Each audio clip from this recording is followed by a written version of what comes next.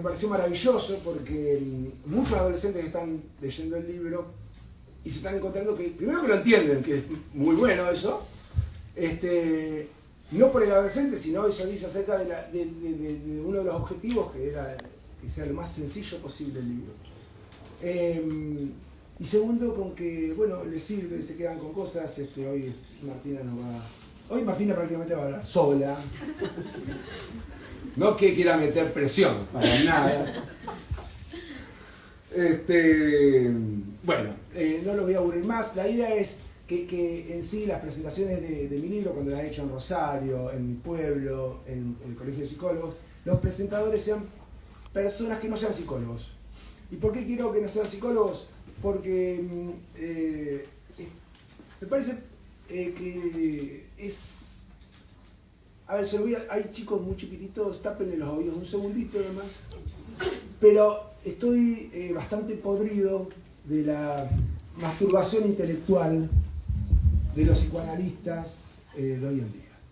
Donde hablan en difícil, no se les entiende nada, la gente sale diciendo ¡wow! ¡Cuánto que sabe este tipo!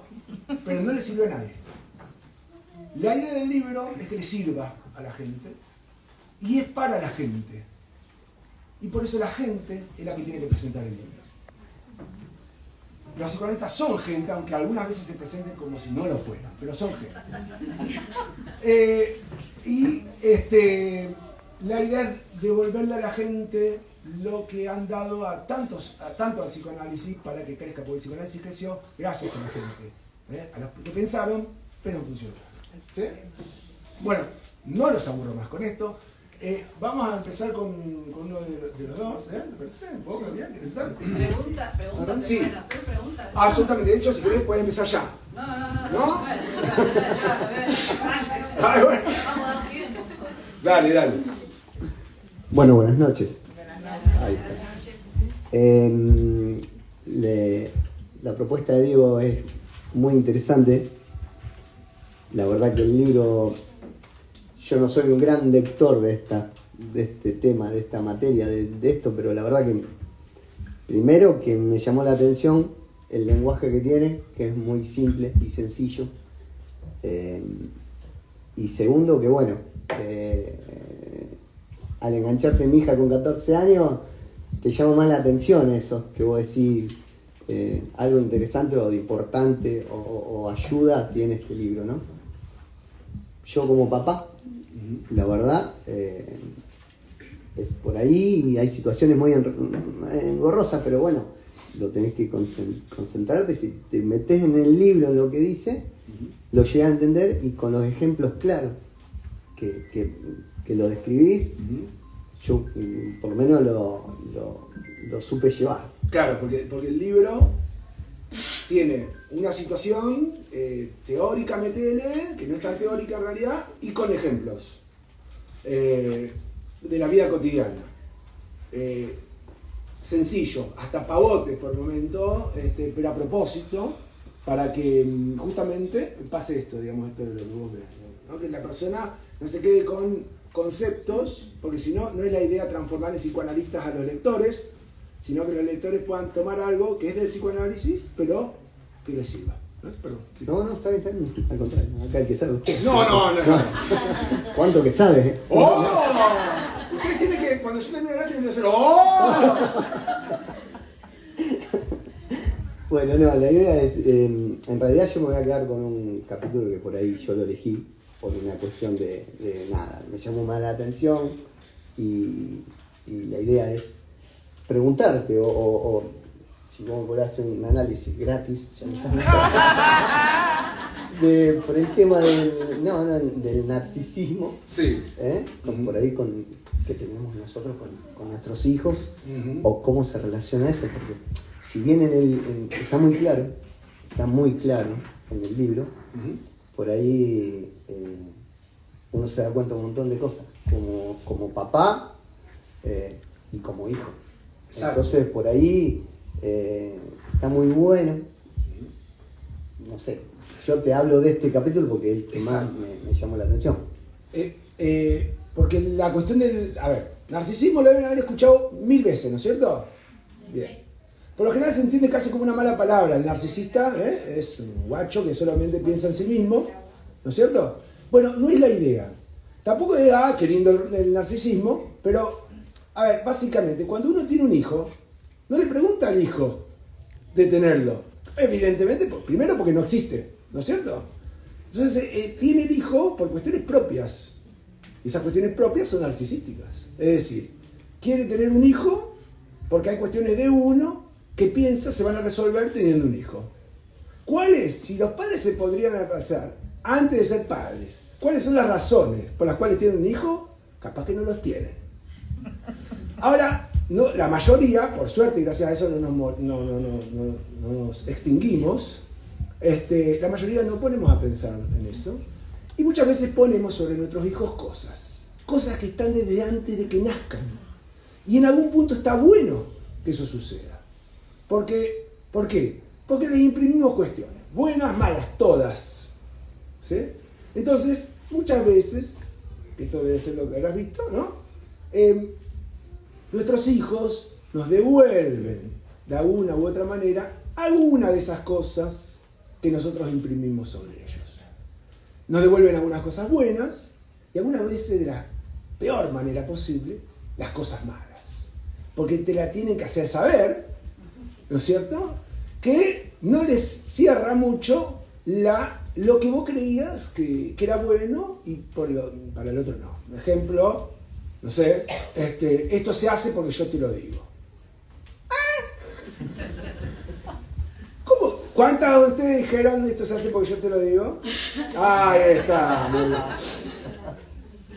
¿No? Esto se hace así porque así se tiene que hacer. Mentira. Pero es la manera que nosotros encontramos. Hay tantas maneras como padres y hay tantas resistencias como hijos. ¿Sí? Y su hijo, hija, se lo va a hacer saber de manera tal que ustedes puedan escuchar. O sea, se lo va a hacer saber haciendo mucho quilombo. Haciendo lo que a ustedes les molesta más. ¿Sí? Rompiendo con el orden que ustedes tenían establecido y que les parecía, ¿no?, que era lo mejor para su hijo. Ese orden también es el narcisismo, porque es la idea que nosotros creamos, ¿no?, de cómo deberían ser las cosas, de cómo debería ser el mundo, de cómo deberían ser los hijos, de cómo deberían ser los padres. Más o menos. ¿Sí? ¿Se entendió algo? No se entendió nada. ¿Sí? No dijeron, ¡oh! ¡Ahí está! ¡Vámonos! ¿Cuánto que sabe? ¡Ay! No, puntualmente yo porque Sí. elegí ese capítulo, ese título, pero el libro es atrapante cuando vos decís que miremos para adentro, ¿sí? Y saquemos lo que tenemos en todas las versiones que el libro dice, o sea, del minuto 1, que cuando abrí el libro empezás a recorrer ese camino como vos lo escribís. Ajá. Y es muy, muy interesante a dónde le apuntás. Claro. Ni yo sabía dónde todas esas cosas que yo tenía dentro, que tengo dentro. Claro. Errores, certezas, y vos decís, con sentido común, leyéndolo, se entiende, se sobreentiende. Él hace alusión también al camino que uno transita, porque en el libro tiene la particularidad. ¿Algunos de ustedes, a ver qué edades hay? Sí, conocen. ¿Vieron los libros de Elige tu propia aventura? Sí. ¿Vieron? Exacto. No saben los viejos, no saben los jovencitos.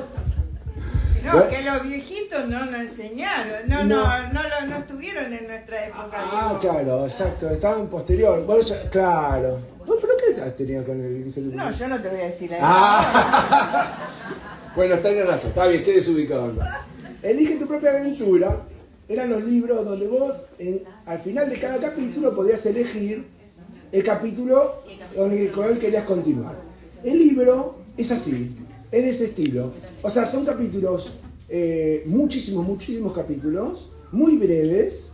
Al final de cada capítulo vas a poder elegir con cuál capítulo seguir. Puedes elegir uno que se parezca, uno que sea totalmente opuesto a lo que vos venís transitando, o volver al índice y volver a elegir cualquier tema. Entonces, ¿qué pasa?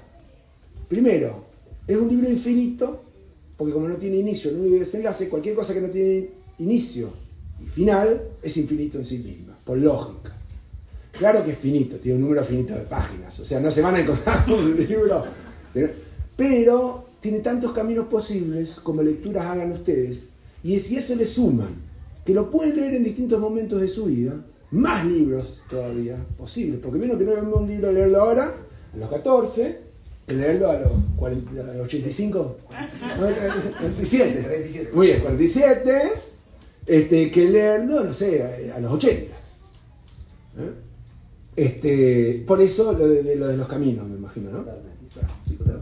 No, lo explicaste excelente. Ya está. Sí. Vamos nomás. ¿Cuánto que sabes? ¿Cuánto que saben? Bueno, ¿vos querés decir algo? ¿Por el momento? No, bueno. ¿Vos querés decir algo, Martina? Sí. ¿Porque vas a tener que hablar de ahora? ¿Cuánto queda? ¿Una hora más, Martina? ¿No? Bueno, primero que nada, buenas noches. ¿Qué vamos a hacer por ahí? Desde el punto de vista personal, me gustó mucho el libro y los temas que trata, por así decirlo. Otra cosa que quiero recalcar, que también me gustó mucho, porque fue como un lindo detallito, fue que al final de cada capítulo relacionás lo del volver al índice con el capítulo que se trata. Ajá. Eso realmente me gustó mucho, fue muy bueno. Ah, claro. Sí. Es un juego. Bueno, cómprenlo si quieren saber. No se dejó el número, Bueno, eso me gustó mucho. Sí. Y en cambio, en mi punto de vista, como para expresar mi edad, por así decirlo, uno de los temas que más me llamó la atención fueron tres. El de las etiquetas, el de la culpa y el de los ataques de pánico. Okay.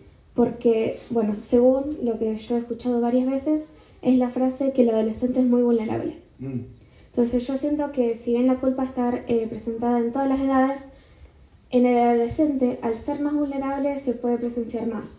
Sí. También lo relaciono bastante con el tema de como los cambios en el organismo del cuerpo, por así decirlo. Sí. Por ende, al ser más vulnerable el adolescente, siento que está muy bien explicado cómo se transita esta etapa en el libro.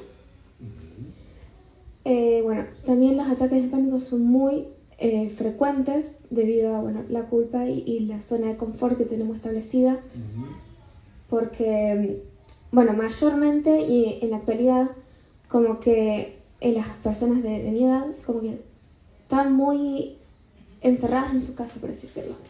Entonces, claro, el salir de esta zona de confort puede ser que se genere un ataque de pánico. Eso también me gustó como lo explicaste. Mira qué bueno.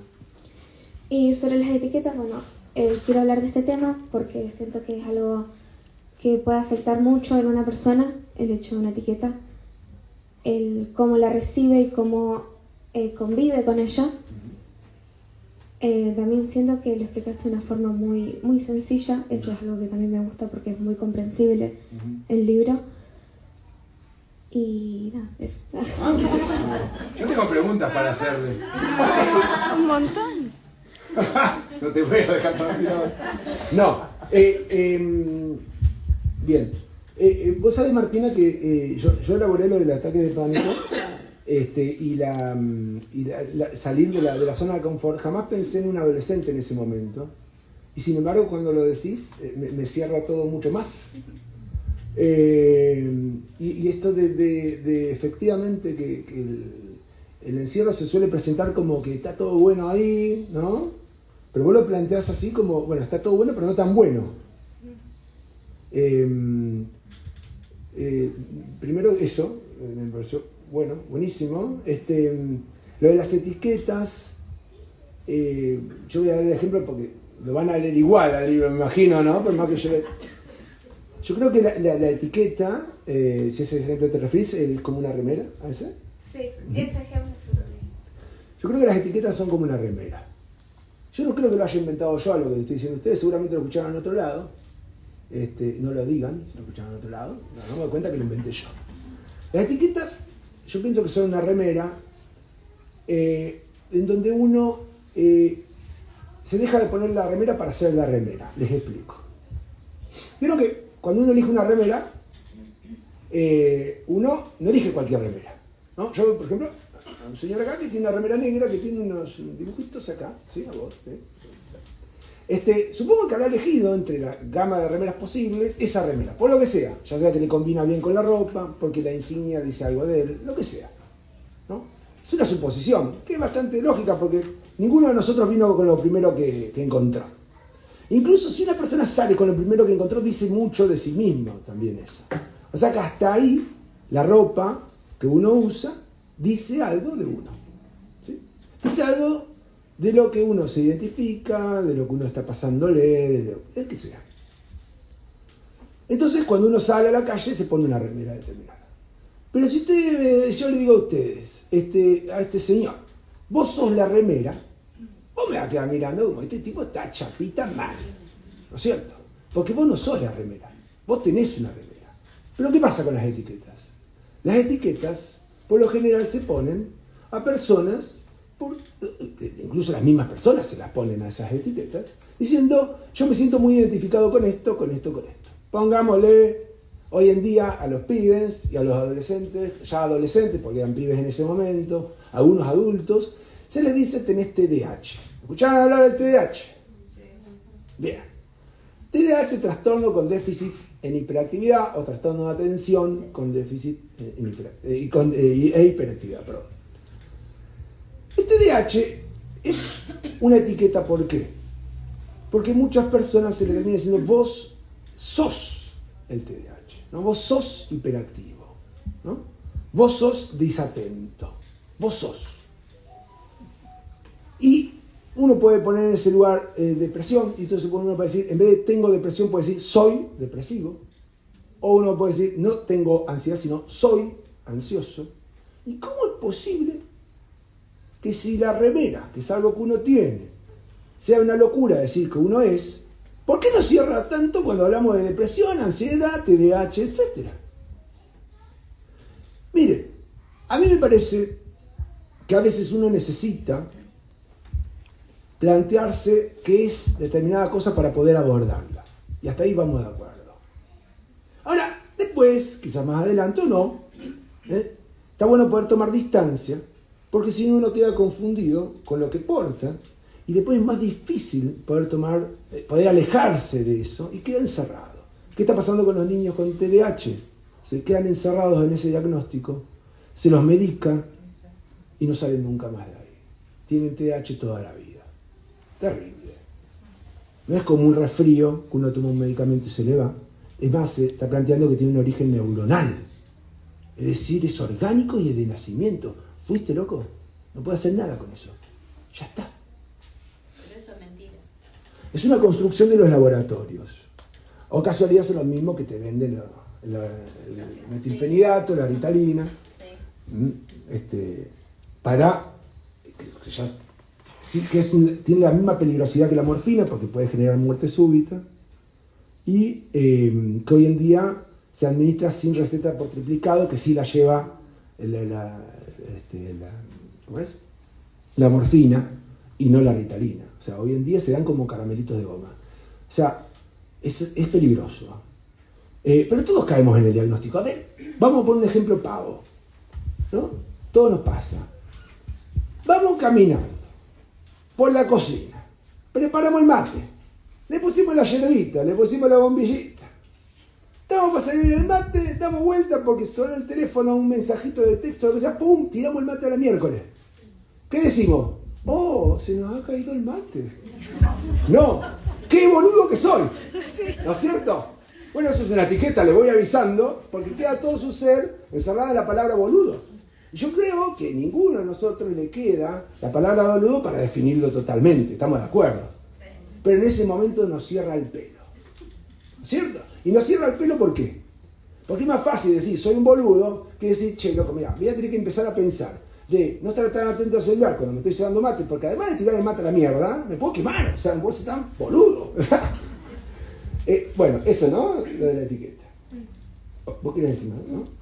¡Ya está! No, ¿qué hacemos ahora? Bien, vos decías que tenías preguntas. Sí, por el título del libro. Sí. Porque a mí no me cierra Libro Infinito padecimiento tiene un final. O Fantástico. sea, ¿es infinito o tiene un final?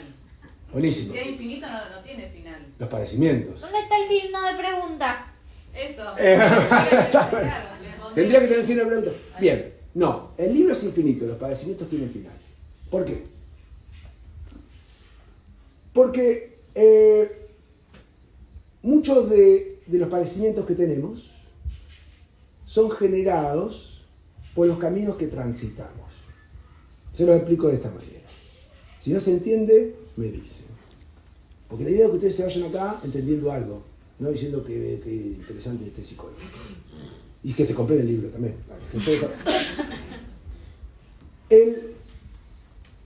El camino que transitamos, ¿a qué me refiero? Nosotros hacemos elecciones en la vida y no son azarosas. Así como la remera, todo lo que elegimos no es casual. ¿Responde a qué? Yo se los englobo de manera muy general en 3 variables. Pero muy general, estoy sacando un montón de otras, pero es para que, porque si no, no terminamos más.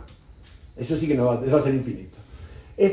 Una variable es la manera en que nos vemos a nosotros mismos, la otra es la manera que vemos al otro, y la otra es la manera que vemos el mundo en el que estamos.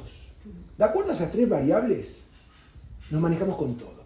Ejemplo, yo voy caminando por la calle. Martina va caminando por la calle. Martina va caminando por la calle y de repente se cruza un chico de 15 años. Una chica de 15 años, que podría ser amiga. Un chico de 15 años. Entonces Martina, de acuerdo a la idea que pueda tener de sí misma y de acuerdo a la idea que pueda tener de ese otro, que está enfrente de ella, va a suponer ciertas cuestiones. Entonces por ahí mira que el chico la mira de determinada manera. Supone, porque no adivina el pensamiento, supone que ese chico tiene ciertas intenciones para ella. Esa suposición que va a hacer, ostras, a vos te pasó. Seguro que te pasó. A todos nos pasó. Entonces supone que el otro tiene ciertas intenciones. Ese chico, bueno, si Martina piensa de sí mismo que puede ser atractiva para un otro en ese momento, está pensando eso, puede pensar que ese chico quizás tenga ciertas intenciones con relación a su atractivo. Si Martina está muy mal con ella misma, porque Gabriel la retó y está reclusada, piensa que el otro es un guacho que va a joderla, no sé qué, ¿no? Y en ese momento el mundo de Martina, todo lo que la rodea va a estar teñida con esas impresiones que tiene Martina. O sea que la elección puede hacer la siguiente: ella puede cruzarse de calle, guiñarle un ojo, ¿no? Hacer un cruce de miradas, ignorarlo totalmente, bueno, infinidad de respuestas posibles que están guiadas, fíjense ustedes, no por el azar solamente, porque el azar también interviene, sino también por la manera que se ve a sí misma, al otro y al mundo. ¿Me siguen hasta ahí? Bien. ¿Qué pasaría? Ese es el camino que tomó Martina. Supongamos que Martina tomó el camino de puedo resultarle atractiva, ¿sí? Pero entonces va y le guiña el ojo. El tipo la queda mirando como diciendo, ¿qué le pasa a esta, no? Martina, en ese momento, se empieza a pensar, ¿qué carajo pasó? ¿Por qué pasó esto? ¿Qué sé yo? Se conflictúa, se pone re mal, le habla con Gabriel no puede hacer nada. Bueno, va a un psicólogo y entiende que ella hizo esa lectura. Entendió las señales de ese pibe, y que pueden ser muchas, entre muchas señales posibles. Y entendió también que hay muchos pibes que sí, le habían guiñado el ojo, le habían buscado ahí, y ella no había captado porque las captaba por otro lado. Fíjense cómo el padecimiento de Martina en ese momento se debió a una construcción que tuvo sobre sí misma, una construcción sobre el otro, una construcción sobre el mundo. Los padecimientos pueden tener final cuando uno revisa esa construcción, ese camino que transitó, ¿sí? Y empieza a pensar en otros caminos posibles. Y ese camino posible que elija, que pueden ser infinitos porque de hecho lo son, puede condicionar toda una gama de posibilidades que hagan que el padecimiento tenga un final, pero se abre toda una gama de posibilidades. Imagínense si hoy se descubre que la Tierra es cuadrada. Todo nuestro universo, todas las cosas que venimos pensando, las leyes, un montón de cosas cambian, ¿no? Que hay dos dioses y no uno, qué sé yo, invento, no sé, o que no existe, no sé, lo que sea, no quiero meterme con nada que me llegue a los sentimientos, pero yo, o que el psicoanálisis es un invento, que en realidad no es. ¿Se entiende más o menos por qué? ¿Sí? ¿Te parece que tiene lógica el título de así? Ahora sí. Ahora sí. Gracias. No, por favor. ¿Alguna otra pregunta? ¿No?